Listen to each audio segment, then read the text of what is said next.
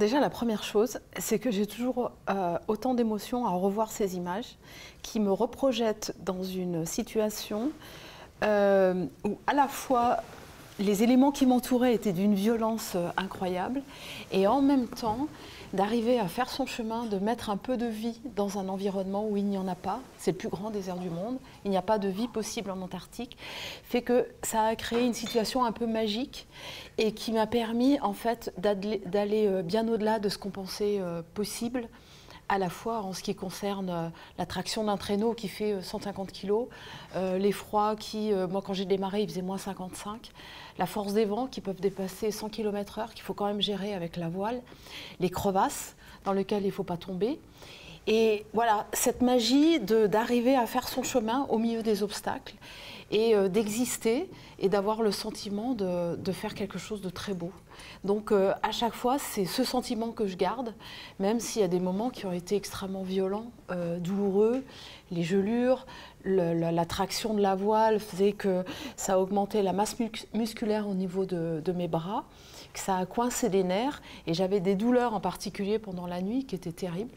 Et malgré tout ça, en fait, j'ai eu l'impression de faire quelque chose qui a été essentiel dans ma vie. Tu n'as pas démarré par cet exploit-là? Non, mais en fait, l'idée, c'est pas de faire un exploit. Quand j'ai démarré ma carrière, on va dire, entre guillemets, d'alpiniste, ça a été complètement par hasard. À l'âge de 18 ans, j'ai découvert l'univers de la haute montagne en participant à un stage d'alpinisme sur le versant italien du Mont Blanc. Et pour moi, ça a été une révélation. Voilà, j'ai découvert un endroit où j'avais décidé que j'allais exister, où j'allais pouvoir exister et m'exprimer tel que j'étais, avec mes différences, mes qualités, mes défauts. Et à partir de ce moment-là, j'ai commencé à grimper, d'abord les Alpes. J'ai fait un certain nombre de sommets, de premières, en hiver, en solo, en équipe. Et puis j'ai eu envie d'élargir mon environnement. Du coup, je me suis débrouillée pour rencontrer des gens qui revenaient de l'Himalaya. Et là, je me suis dit que c'était vraiment un endroit où j'avais envie d'aller. Mais à l'époque, il n'y avait pas de femmes qui participaient, qui faisaient partie des équipes. On considérait que c'était un monde d'hommes et un peu élitiste. Et je pense que le sentiment que j'avais, c'était que les femmes risquaient de diminuer un petit peu la valeur des projets des hommes. Enfin, à l'époque, c'était comme ça. Maintenant, ça a changé, évidemment. Mais, et du coup, il a fallu vraiment que je m'impose avec beaucoup de ténacité. Et j'ai fini par gravir des sommets très difficiles comme le Kanchenjunga et comme le Nanga Parbat. Je ne sais pas si certains d'entre vous sont des... Est-ce que quelqu'un connaît? Oui, j'en ai au moins 2 qui connaissent. Oui, voilà, vous connaissez.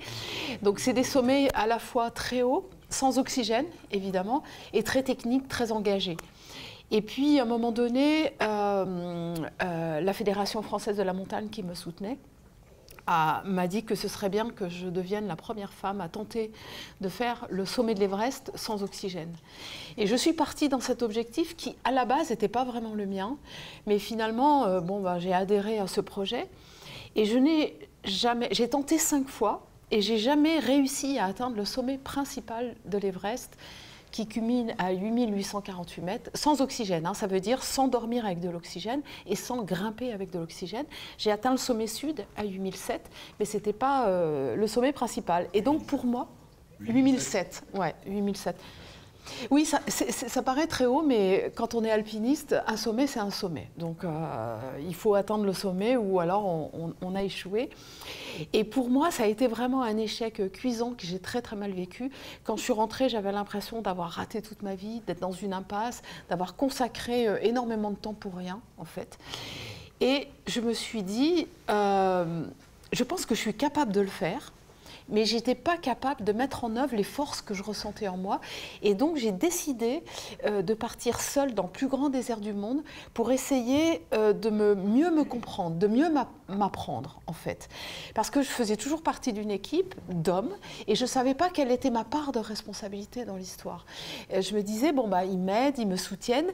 À la fois, c'est extrêmement valorisant et ça semble être une aide. Et en même temps, je me suis demandé si c'était pas en fait un handicap. Et c'est la raison pour laquelle j'ai décidé de partir seule, parce que je me suis dit, à ce moment-là, je vais pouvoir me confronter avec mes qualités, avec mes défauts, et je vais pouvoir savoir ce dont réellement je suis capable. Voilà. C'est la question qu'on allait vous poser justement. Pourquoi tout ça? Et ben voilà. Donc s'infliger autant de... Alors c'est pas s'infliger, mais c'est disons une mise en situation. En fait, l'Antarctique c'est comme un immense miroir qui vous révèle, qui révèle votre essentiel. Et à la fois le bon et le moins bon, vous êtes obligé d'accepter qui vous êtes pour pouvoir continuer à progresser. Et ça a été, et cette confrontation avec moi-même a été d'une intensité incroyable. Et dans le fond, a répondu à toutes les questions que je me posais, à la quête qui faisait que je poursuivais de sommet en sommet, qui est une quête très personnelle.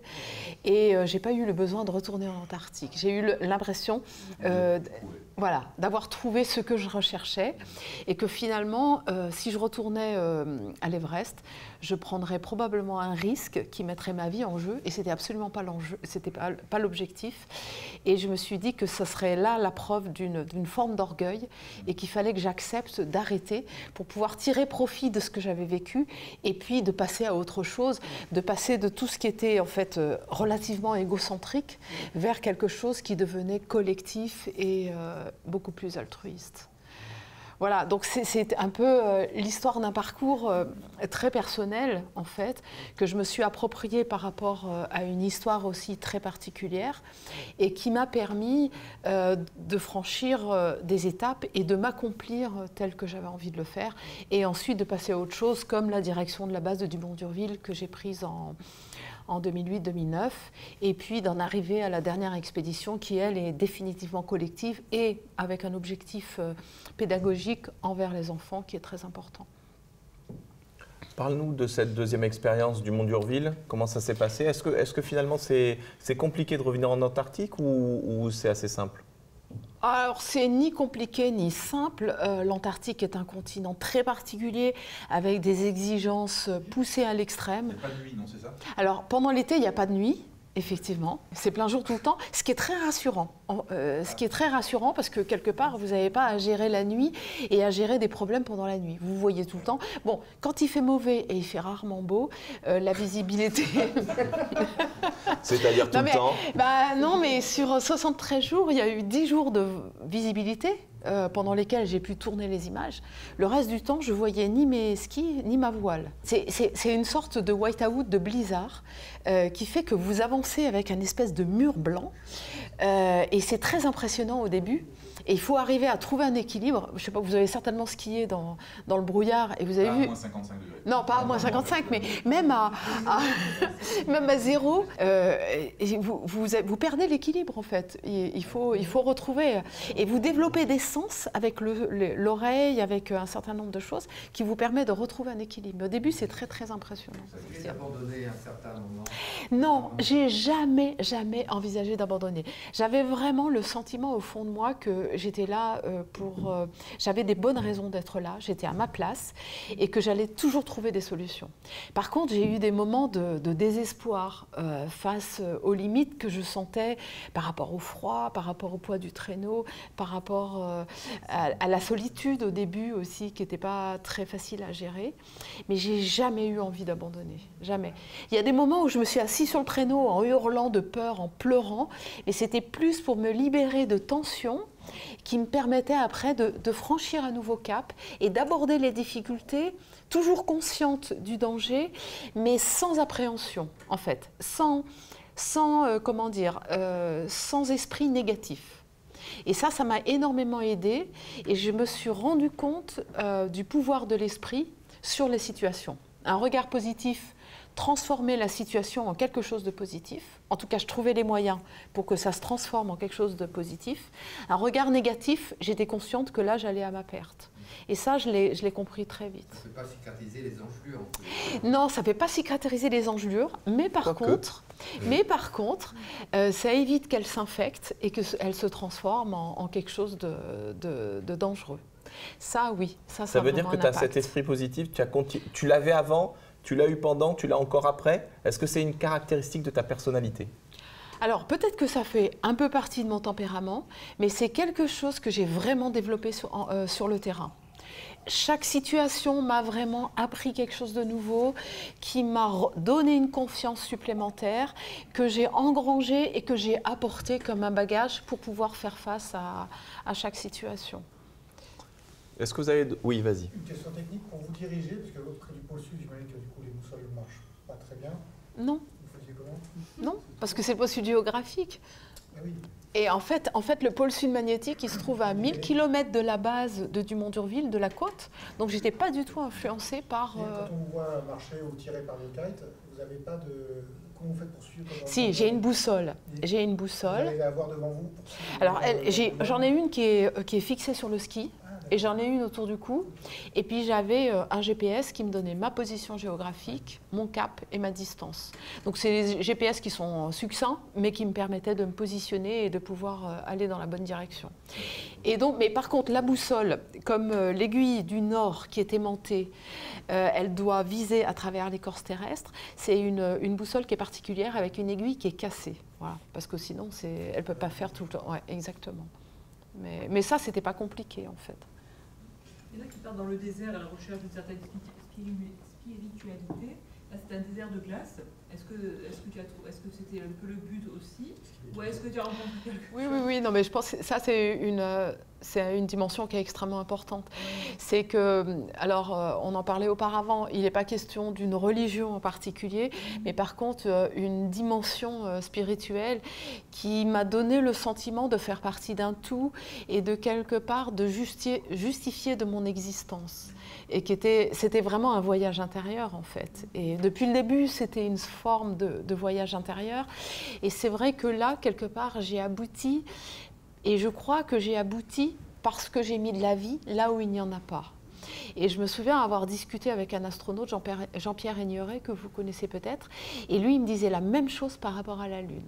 Il m'a dit, ce sentiment d'accomplissement, c'est au moment où il a ressenti qu'il mettait de la vie là où il ne pouvait pas y en avoir. Donc comme si c'était quelque chose de tout à fait...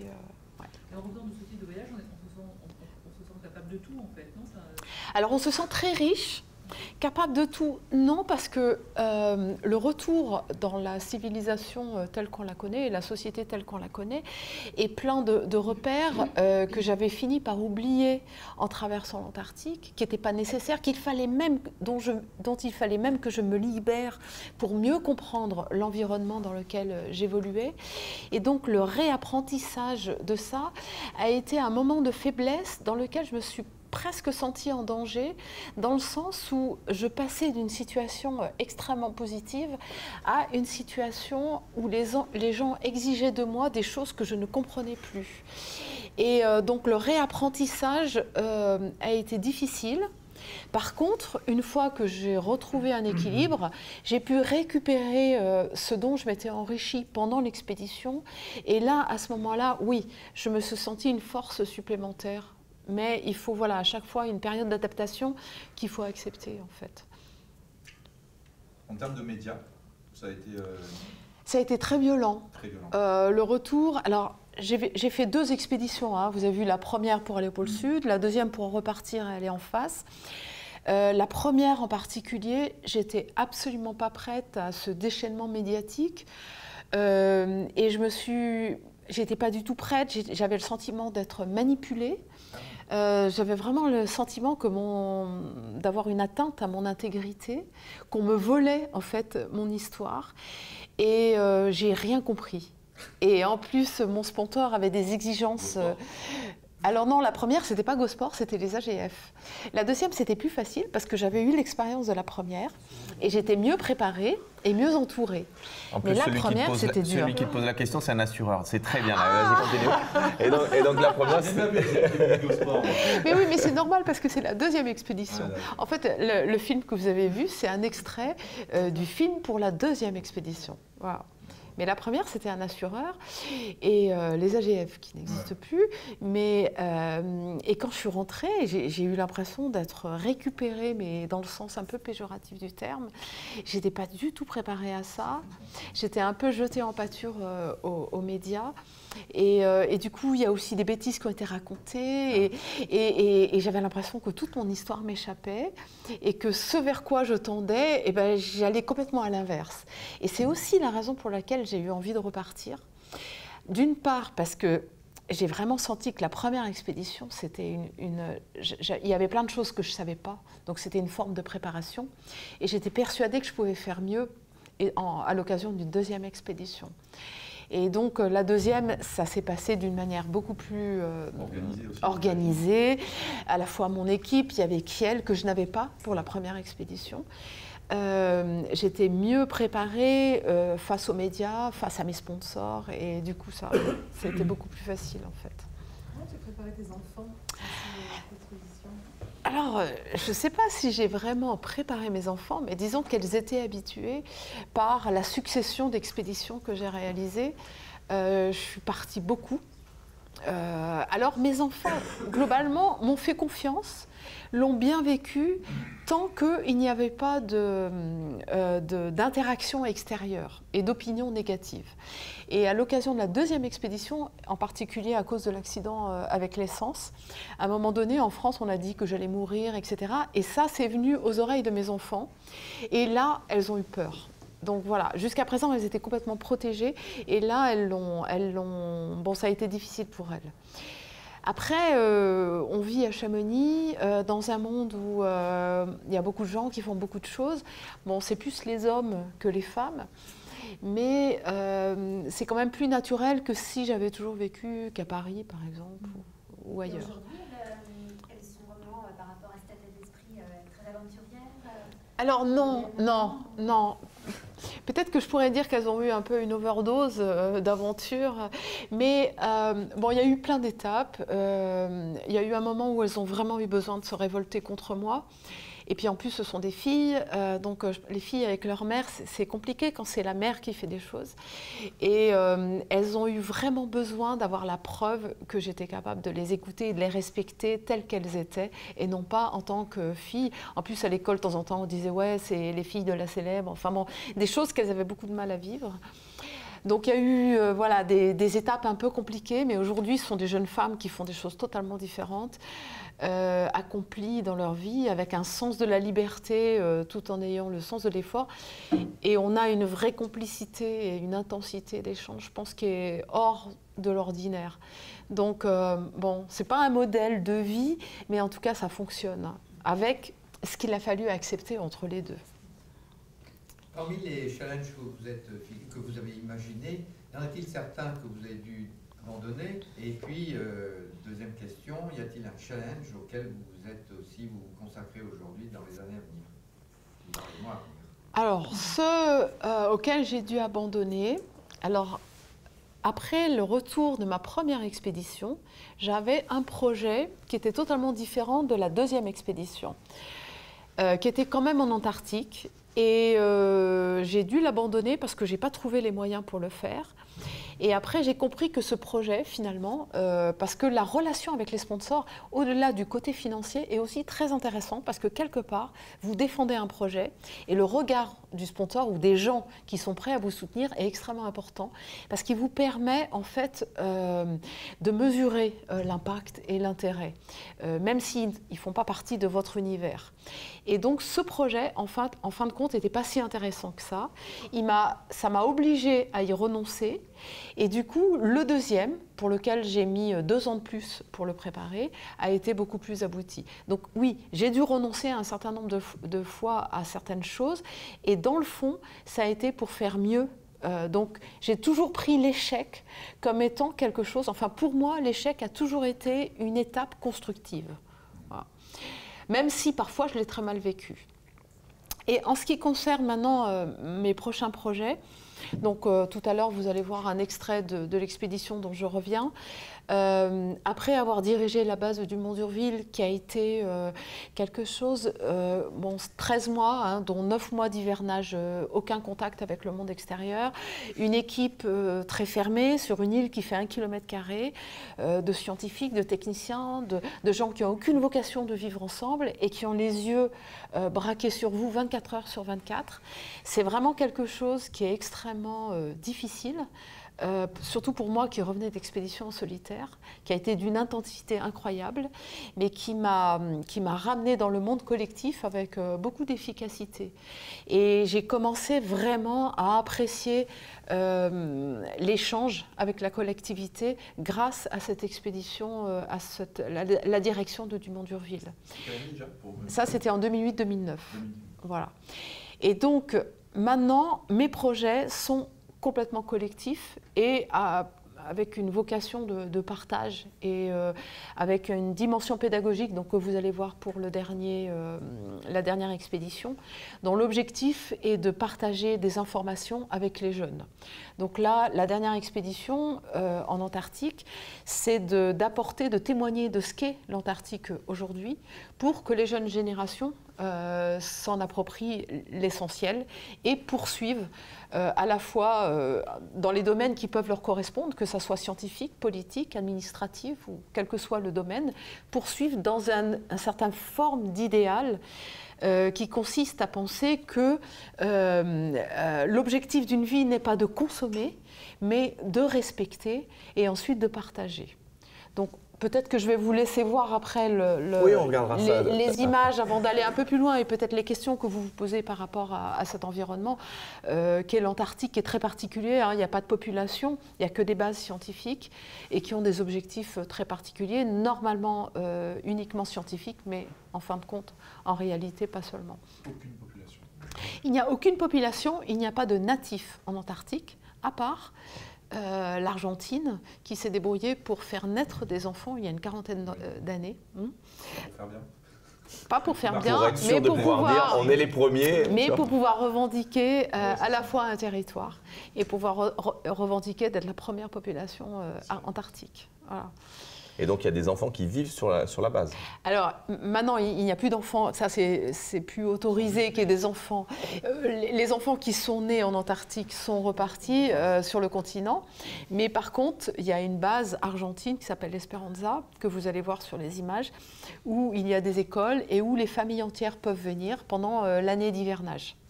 Donc, ce sont les enfants des parents qui ont un rôle à jouer, hein, soit des scientifiques, soit des techniciens, soit des fonctionnaires. Mais il y a une vraie vie de village à Esperanza. On constate le réchauffement climatique là-bas? Alors, c'était aussi l'un des objectifs de cette enquête qu'on a menée à travers cette dernière expédition. Il est clair qu'il y a moins de glace, que l'enneigement des stations est bien moindre et que les températures sont beaucoup plus élevées. Et d'ailleurs, cette année, il n'y a pas très longtemps, on a noté 18 degrés, ce qui est un truc il y a 3 jours. On a noté plus de 18 degrés. 18 degrés. Alors, sur la côte en Antarctique, ce qui n'a rien à voir avec le cœur du continent. Hein.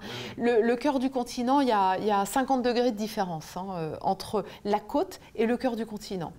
Quand j'ai atterri au pôle Sud, il faisait moins 55. Et en hiver, il peut faire jusqu'à moins 90, même moins 92 degrés Celsius, hein, pas Fahrenheit. Oui, moins 92. Et ça n'a pas beaucoup évolué. Par contre, sur la côte, parce que l'influence se fait non seulement par l'atmosphère, le milieu extérieur, la mer est plus chaude, les courants ont modifié leur itinéraire, ils érodent la glace par en dessous, du coup il y a le détachement de blocs de glace et d'icebergs qui se fait avec une vitesse de plus en plus importante, et du coup ça fait un phénomène qui s'enchaîne, les glaciers s'effondrent en partie, et donc cette accélération peut se faire au niveau des côtes, mais pas du tout au niveau de l'intérieur. Au cœur du continent, il y a entre 3000 et 4000 mètres d'épaisseur de glace. Et donc, il y a une inertie qui fait que, même s'il y a un réchauffement, le cœur du continent est protégé d'une certaine manière. Mais un jour ou l'autre, il y aura des modifications, ça c'est clair. Une autre question? Oui? Vas-y. Pourquoi l'Antarctique? Pourquoi l'Antarctique? Parce que c'est le plus grand désert du monde et que je voulais exister dans un endroit où j'étais certaine d'une vraie solitude. Et en fin de compte, de cette solitude, passé les premières semaines d'adaptation, j'avais pas le sentiment d'être seule. J'avais le sentiment de vivre avec moi-même dans un monde minéral. Et ça montre à quel point le sentiment de solitude est un sentiment que l'on vit en fonction de qui l'on est, mais qui n'est pas forcément lié à la solitude géographique, si je peux dire. Mais c'est quelque chose de totalement fascinant. C'est un continent qui est fascinant. Et toutes les personnes qui ont eu la chance de poser les pieds en Antarctique à un moment ou à un autre, ne serait-ce qu'avec le Ponant que vous connaissez peut-être, mais ceux qui ont travaillé, gardent ce sentiment d'exception. C'est vraiment un continent très particulier, qui renvoie de l'homme et de la femme quelque chose de très particulier. Quand tu avances, là, tu es seul dans ton désert de glace, il y a le vent qui te fouette le visage. C'est quoi qu'il y a dans ta tête? Est-ce que tu te dis je dois avancer, je fais un pas de plus? Est-ce que c'est un mantra? Qu'est-ce qui se passe dans ta tête? Bon, au début, j'avais 150 kilos collés au postérieur. Donc, et tu pèses combien, juste pour savoir? À peu près. À peu près 50 kilos, mais c'était surtout que... Pardon? Si là on a le droit, alors sinon on ne peut pas comparer, tu vois, mais 50 kilos transporte 150 kilos. Ouais, déjà, et tout le monde disait que c'était impossible. Ouais. En fait, c'était impossible. J'avais, à côté de moi, il y avait un Norvégien et un Polonais. Ils mesuraient presque 2 mètres chacun. Borgausland, d'ailleurs, qui est parti avec Macron il n'y a pas longtemps, et puis un Polonais. Et ils pesaient à peu près 110 kilos chacun. Ils me regardaient, ils disaient, oh, non mais attends, tu arriveras tu vas jamais à faire décoller. 3 pas et après tu n'arriveras pas. Donc tu as 150 kilos, qu'est-ce qui se passe voilà. dans ta tête? Et alors, ce qui se passe au début, c'est que tu es concentré sur chaque pas. Et en fait, chaque pas est une victoire. Et donc, au début, je comptais mes pas. Je comptais 3 pas, je me dis, c'est bien, tu as fait 3 pas, c'est bien. Et puis après, je me dis, allez, maintenant, tu en fais 10. Et puis, la traction du traîneau, en fait, il faut arriver à créer une sorte de dynamique. C'est-à-dire que je ne peux pas faire comme un homme, me pencher et le traîneau suit. Parce que le rapport des 2 poids est relativement... rend les choses possibles. Moi, il fallait que j'exerce un mouvement. Et du coup, il fallait que je trouve un moyen pour ne pas stopper le mouvement. C'est un peu comme les traîneaux, les engins à chenillettes que vous avez vus.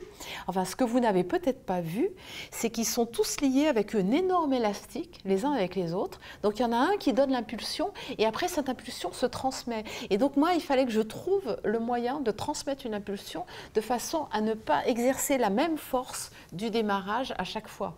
Voilà, donc, et puis petit à petit, j'ai transformé les pas en kilomètres et puis les kilomètres en plus. Et puis, j'ai compris que j'arrivais à gérer le vent et que j'arrivais à gérer les obstacles. Et il y a un moment donné où vous êtes tellement proche de cet environnement que vous réfléchissez même pas. Quelque part, ça devient complètement instinctif. Vous êtes un animal de l'Antarctique, vous pensez Antarctique, vous sentez Antarctique. Et tout ce qui vous entoure, qui peut sembler comme étant des ennemis, deviennent vos amis, vos alliés. Et vous allez avec le vent. Le vent gonflait ma voile, je ne le sentais plus me bousculer. Il m'entraînait avec mon traîneau et je faisais plus qu'un. Et de cette harmonie, j'ai trouvé le pouvoir d'exister momentanément dans cet univers. C'est peut-être une question très bête, mais c'est tout plat. Non, c'est pas tout plat. Alors justement, il y a au plus haut de la calotte glaciaire fait 4090 mètres. Et entre-temps, donc, le pôle sud se situe à 2880 mètres, Concordia, donc la base que j'ai traversée, à 3300 mètres. Donc déjà, ça fait du dénivelé. Quand vous avez un traîneau qui pèse 150 kg, le moindre mètre coûte.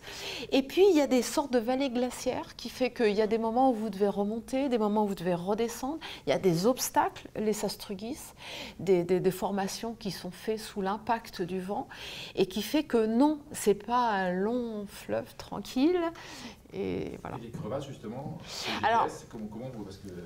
Alors, les crevasses, quand on n'a pas de visibilité, il faut une part de chance et une part d'instinct. Une part de chance. Ouais, il y a une part de chance. Et d'instinct, parce que... Je sens pas, la crevasse par là, je la sens pas. Non, mais Je pense qu'il y en a une, donc je vais aller à gauche. C'est ça, tu ressens ça? je ressens quand je suis pas dans une bonne situation. Je l'ai ressenti une fois, plusieurs fois, mais je vais vous raconter une fois. White out total, aucune visibilité. Je pars. Et je sentais le terrain différemment. Ça montait plus que d'habitude, j'exerçais un effort différent. Je ne voyais rien. Hein. Je ne pouvais pas utiliser la voile à ce moment-là, parce que le vent était contre moi ou pas suffisamment dans le bon sens. Et bon, j'avance, et vraiment, j'étais mal à l'aise. Vraiment, je ne me sentais pas bien.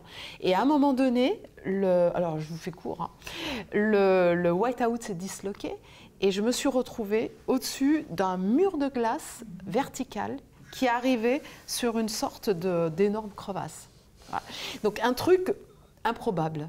Et le problème après, c'est qu'il fallait que je trouve le moyen de revenir en arrière sans me faire entraîner par le traîneau. Quand je n'utilisais pas les voiles, j'avais des petites peaux de phoque sous les skis, hein, comme les skis de randonnée. Le problème, c'est que les pots de phoque étaient très larges parce que c'est des skis nordiques, ce n'est pas des vrais skis de randonnée, donc c'est plus étroit. Oui. Et il faut trouver un équilibre. Et là, c'est pareil, il faut trouver un équilibre en ayant quelque chose qui vous tire derrière, qui ne demande qu'une seule chose, c'est de vous embarquer. Et donc là, c'est pareil, il y a une espèce de ressenti. En fait, le traîneau fait vraiment partie de vous. Et vous sentez le geste. Il ne faut pas déclencher, il ne faut pas de mouvement brutal. Il faut un contrôle, en fait, de soi, de sa respiration, de ses gestes, pour rester en vie et pouvoir contrôler l'obstacle. Mais c'est vrai que ce moment, après j'ai décidé de m'arrêter parce que c'était relativement au début de ma traversée et ça m'a vraiment marqué et il a fallu que je fasse le point et j'ai pris une demi-journée à me dire, à essayer de faire la part des choses par rapport au danger. Me dire, ok, ça c'est dangereux, qu'est-ce que j'ai ressenti? Qu'est-ce qu'il va falloir que j'en déduise pour la suite? C'est à la fois intellectuel par rapport aux connaissances que je pouvais avoir, que j'avais acquises dans l'Himalaya, et en même temps, c'est comme si je ramenais en fait mon expérience dans un monde que je ne connaissais pas. Donc d'essayer de percevoir, donc à la fois d'accepter d'avoir peur, mais ça ne transforme pas en panique ou en sentiment, comment dire, négatif, qui aurait pu me fragiliser. Donc c'est d'essayer de trouver cet équilibre entre ce que je savais, ce que je percevais et ce que j'imaginais. Voilà. C'est vraiment quelque chose de très particulier en fait. Comment on arrive à gérer le doute du début où on est sûr et au moment où on se retrouve confronté quelque part à la mort? Non, j'ai jamais douté. Ce que je disais tout à l'heure, c'est que en fait, j'ai jamais douté. J'étais certaine de trouver des solutions. Il y a eu des moments où j'ai eu peur, j'ai été désespérée, mais j'ai jamais douté. J'étais persuadée parce que je pense vraiment que c'était pas par hasard que je me suis retrouvée là, que c'était pas un calcul, que c'était pas quelque chose de factice. J'ai pas voulu traverser l'Antarctique pour devenir un héros. Et du coup, il y avait une sorte de logique et que chaque expédition m'a autorisé une autre expédition. Les gens m'ont entourée, on a formé des équipes à chaque fois un peu différentes qui m'ont soutenue, qui ont cru en moi. Et cette espèce d'échange de compétences et de confiance a fait que j'avais tout ce qu'il fallait avec moi pour rester en vie en fait et trouver des solutions. Donc, tu es en train de nous dire que ton instinct, là, ton fameux instinct, c'est un peu comme dans Spider-Man. Tu sens le danger qui arrive, il y a un truc qui s'allume et tu fais « Oh là, je le sens pas trop, je sais pas où je vais ». Tu as eu de la chance parce que ça s'est ouvert au moment où tu es quand même face à la crevasse. Et tu as quand même ce retour d'une demi-heure pour récupérer en te disant « J'ai failli mourir quand même à ce moment-là ». Alors moi, j'ai refusé de me dire que j'ai failli mourir, mais je me suis dit c'est dangereux. Voilà, okay, c'est ça. On admet, c'est dangereux. Je ne sais pas tout, mais j'admets qu'il y a des dangers. Ce que je savais au départ, mais disons que ça a rajouté une couche. Aujourd'hui, est-ce que ça t'arrive de te mettre en colère? Est-ce que ça t'arrive d'être désespéré après avoir vécu des choses pareilles? Oh, mais oui, moi, je suis restée un être humain. Hein. Mais du genre, mais bien sûr. Bon, je suis peut-être capable, avec un peu plus de gérer mes sentiments et l'expression de mes sentiments. Mais qu'est-ce que ça fait du bien de se mettre en colère? Ouais. Ah voilà, c'est par plaisir. Ouais. Ouais, okay. Enfin, Non, non, mais bien sûr. Et l'amour dans tout ça, alors, du coup Oh. Elle adore quand je lui pose ce genre de questions. Franchement, quand tu as fait un truc pareil, d'abord, est-ce qu'il y a beaucoup d'hommes qui s'approchent de toi? Et après, et après la deuxième... J'ai quand même 2 filles. Hein. Oui, ouais, mais justement, tu vas nous expliquer. Et le deuxième truc, c'est... On peut. Elle essaie à chaque fois d'éviter la question. Et donc, est-ce que finalement, ton cœur vibre aussi intensément qu'avec l'Antarctique ou pas? Ah ben, de toute façon, quand on est une femme de passion, forcément le cœur vibre Voilà. passionnément. D'accord. Voilà. Avec une forme d'exigence qui est... qui n'est pas forcément compréhensible de l'extérieur. C'est ça. L'autre ne comprend pas forcément que tu... Je ne dis pas que l'autre ne comprend pas forcément, mais c'est une histoire de tempérament, quoi. Enfin, je veux dire... Et toi, Elle est très alors mal à l'aise. On est d'accord qu'elle est très mal à l'aise sur ce genre de questions? Non, mais J'adore. c'est hyper perso. C'est vrai que c'est dur. Hein. Je suis comme ça, je pose des questions que personne ne pose, comme ça on sait. Alors C'est vrai que ça s'appelle Wally. ce matin, on a parlé pendant 1 heure, il ne m'a pas posé la question. Non, j'attends qu'il y ait du Il monde. attendait qu'il y ait du monde. Bien sûr. Ok.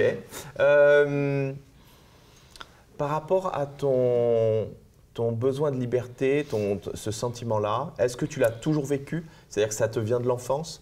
Ou est-ce que ça s'est construit et puis à un moment donné, tu t'es dit à 20 ans, allez, c'est la montagne? Alors, moi, c'est vraiment le résultat d'une révolte.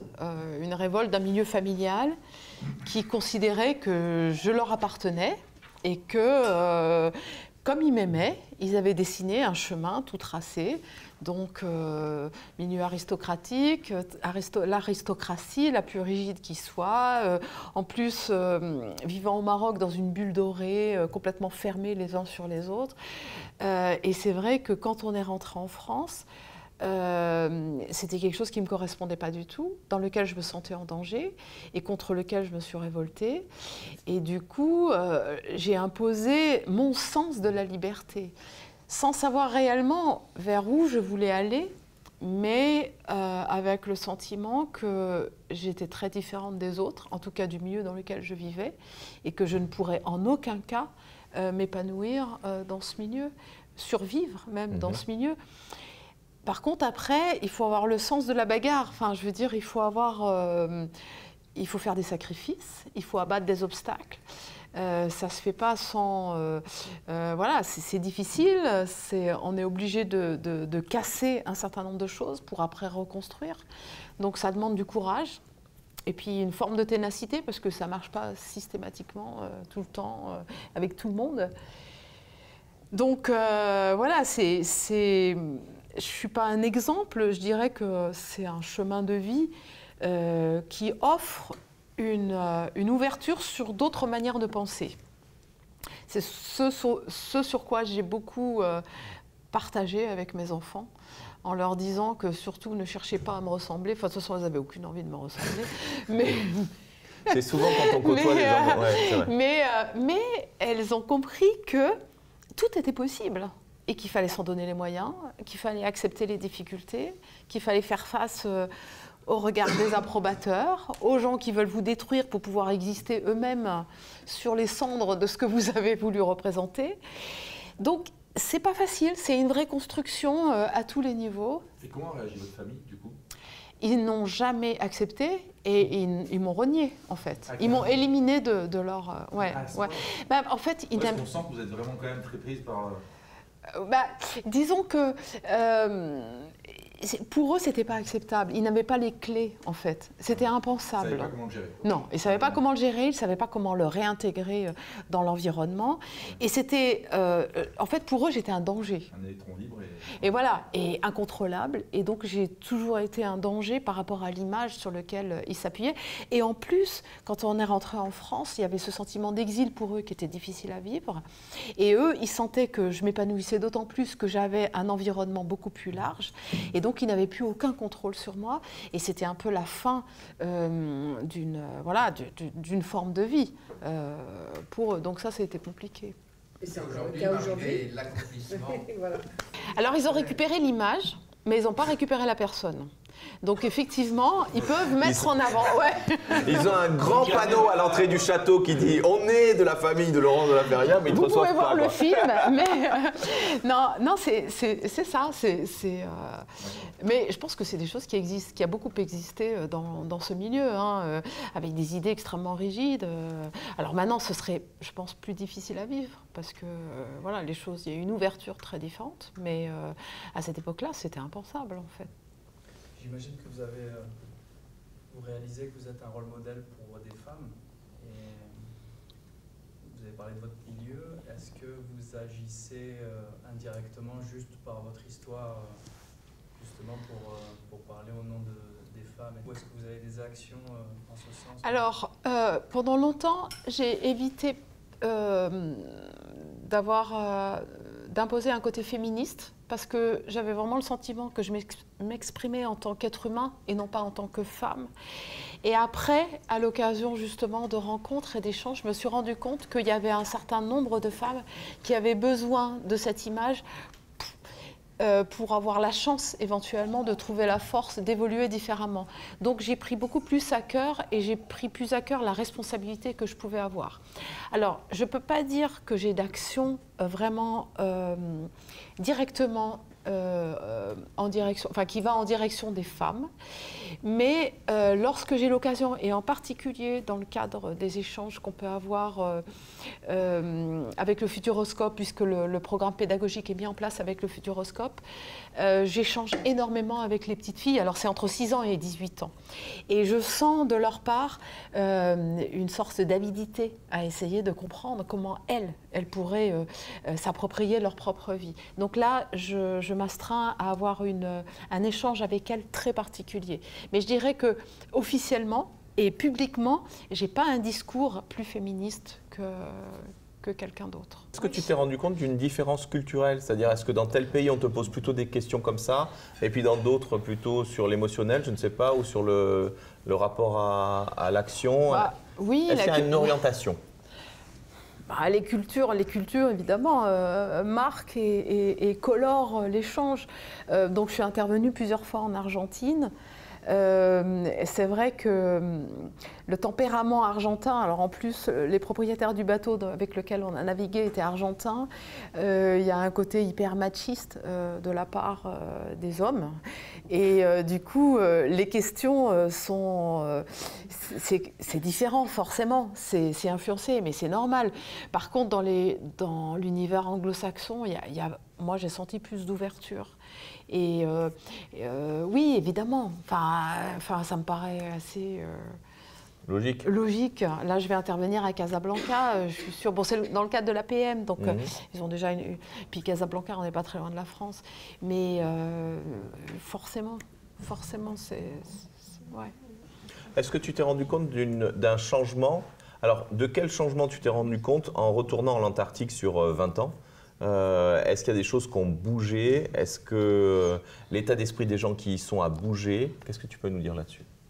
Alors, je voudrais juste terminer sur le côté des échanges en fonction des pays. Il y a une chose qui est importante, c'est que l'Antarctique est complètement internationale et compréhensible par l'ensemble du monde. Donc, ça permet de se comprendre quand même beaucoup plus facilement. Alors, au niveau des changements de l'Antarctique,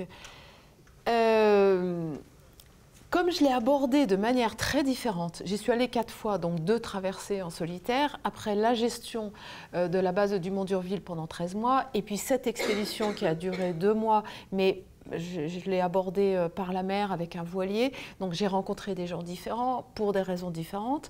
C'est difficile vraiment de faire une comparaison.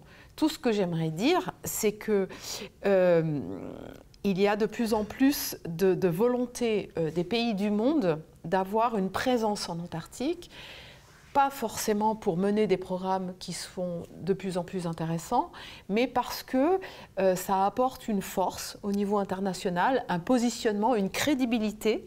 Lorsque vous avez une base qui est installée en Antarctique, vous avez un poids supplémentaire. Du coup, je me rends compte qu'aujourd'hui, la strate supérieure, on va dire, des dirigeants de chacun des pays a beaucoup plus d'importance que ceux qui œuvrent sur le terrain, sur les bases. Alors qu'à l'époque de Paul-Émile Victor, dans les années 50, ceux qui ont permis l'ouverture et l'installation des bases, c'est vraiment des gens de terrain. Paul-Émile Victor, plus toute son équipe, qui, passionnés, ont décidé de partir, de vivre dans des cabanes avec presque rien, et qui ont démarré un mouvement qui a donné lieu après à des programmes scientifiques. Là, on arrive à la deuxième strate, qui sont les directeurs des programmes scientifiques, des laboratoires, qui, eux, ont des intérêts scientifiques qui sont en lien avec les politiques. Donc maintenant, je dirais qu'il y a 3 strates qu'on voit particulièrement aujourd'hui, alors qu'au départ, dans les années 50, c'était des gens de terrain qui étaient uniquement passionnés par l'idée d'explorer l'Antarctique et d'y faire quelque chose d'intéressant. Donc tu veux dire qu'on est passé d'explorateur scientifique à plutôt politique, enfin Alors voilà, la dimension politique prend vraiment le pas. Ouais. Et ce qu'il faut aussi savoir, et c'était la raison pour laquelle j'ai organisé cette dernière expédition, c'est qu'en 2048, le moratoire qui protège l'Antarctique, qui fait de ce continent une terre de science et de paix, va arriver à sa fin, et que si on ne re-signe pas, eh ben, tous les pays qui sont installés, et en particulier, bon, il y a l'Argentine, mais aussi les Chinois, les Russes, sont des gens qui ont déjà des installations qui sont prêtes à fonctionner pour aller exploiter des ressources qui sont énormes en Antarctique, à la fois en ce qui concerne le pétrole, le gaz, mais aussi des minerais, de l'or, etc., plus l'exploitation des ressources maritimes qui sont extrêmement riches en krill, etc. Et que si là, ça sera là une forme de curée, enfin je veux dire, tout le monde va se précipiter et ça sera vraiment la fin, à la fois sur le plan idéologique d'un symbole, et sur le plan écologique, ça va déclencher une accélération des phénomènes de réchauffement qui va être terrible. Qu'est-ce que tu veux dire aux enfants de notre planète ? Non mais alors, ce que j'ai déjà dit et qui est dit à la fin du film, qui est que c'est à eux de reprendre la main. C'est eux qui en sont responsables.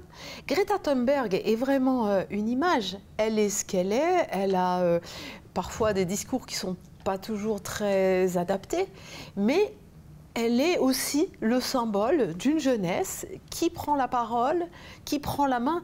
Et je pense que voilà, chacun de nos jeunes a la possibilité de prendre ses responsabilités, de prendre des responsabilités et d'avoir des objectifs autres que de consommer ou de gagner de l'argent. Et puis l'un n'empêche pas l'autre, de toute façon. Mais non, mais c'est vrai, je suis du bois. Mais voilà, mais je pense que cette confiance est très importante. Et puis c'est de charger les jeunes, voilà, de choses qu'ils vont s'approprier. Et c'est, pour moi, c'est... Mais par contre, je pense qu'il faut continuer à communiquer, à leur apporter des informations, à passer du temps avec eux, qui posent des questions. Et en particulier, celui qui était là, qui me posait la question par rapport aux filles, les petites filles, voilà, leur dire, mais oui, mais osez, allez-y. On peut avoir des beaux objectifs dans la vie et c'est maintenant ou jamais de commencer à les construire.